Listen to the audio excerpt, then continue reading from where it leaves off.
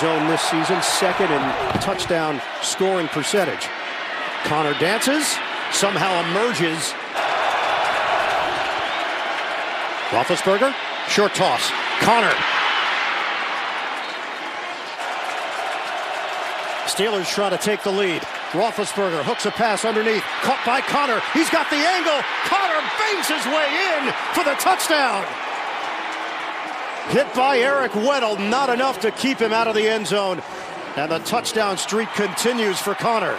And he's going to leak out into the flat here. And you can see that move right there by Vance McDonald. Slowed down Mosley and allowed Connor to get to the corner. Another well-designed play by offensive coordinator Randy Fichtner.